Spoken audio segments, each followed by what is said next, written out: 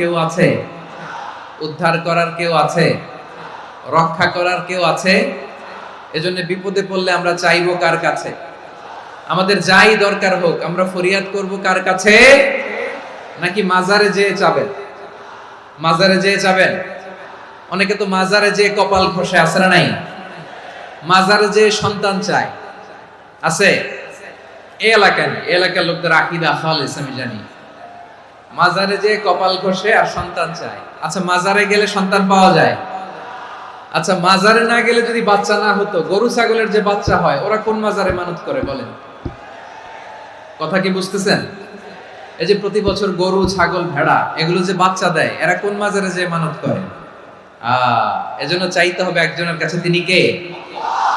আমার প্রিয় পটুয়াখালীবাসী, মাজার জিয়ারত করা সুন্নাহ। আমরা মাজার জিয়ারত করব, আল্লাহ ওয়ালাদের কবরে যাব, আমরা সেখানে যে সালাম দিব, দোয়া করব, নিজের জন্য করব, কবরে শুয়ে থাকা মাইয়েতের জন্য করব, পুরো মুসলিম উম্মার জন্য করব। কিন্তু কবরে যিনি শুয়ে আছে ওই বাবার কাছে সন্তান চাওয়া যাবে? চাকরি চাওয়া যাবে? সফলতা চাওয়া যাবে? সফলতা দেয় কে?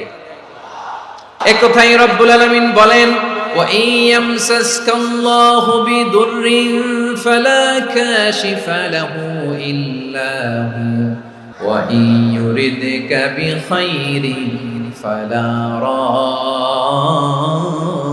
রাদ্দা লিফাদলি ইউসিবু বিহি মান ইয়াশাউ মিন ইবাদিহি ওয়া হুয়াল গফুরুর রহিম। আল্লাহু আকবার।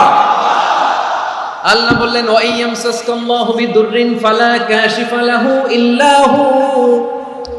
আল্লাহ যদি তোমাকে কোনো বিপদ স্পর্শ করায়, আল্লাহ যদি তোমারে কোনো বিপদে ফেলে দেয়, ওই বিপদ থেকে উদ্ধার করার তিনি ছাড়া আর কেউ নাই। জোরে বলেন ঠিক কিনা? তিনি যদি কোনো বিপদে ফেলেন, তিনি ছাড়া বিপদ থেকে উদ্ধার করার কেউ নাই। আর তিনি যদি তোমার প্রতি কোনো অনুগ্রহ করতে চান, ওই অনুগ্রহ ঠেকিয়ে দেওয়ার ক্ষমতাও কারো নাই। আল্লাহ যদি আপনার সফলতা দিতে চায়, পৃথিবীর কোন শক্তি ওই সফলতাকে থামাতে পারে? এজন্য আল্লাহ বললেন, খবরদার, চিন্তা আর আকীদা খালিস করে নাও। ওয়া ইয়ামসাসকাল্লাহু বিদুররিন ফালা কাশিফা লাহু ইল্লা হু। আল্লাহ বিপদে ফেললে বিপদ থেকে উদ্ধার করার কেউ থাকে না।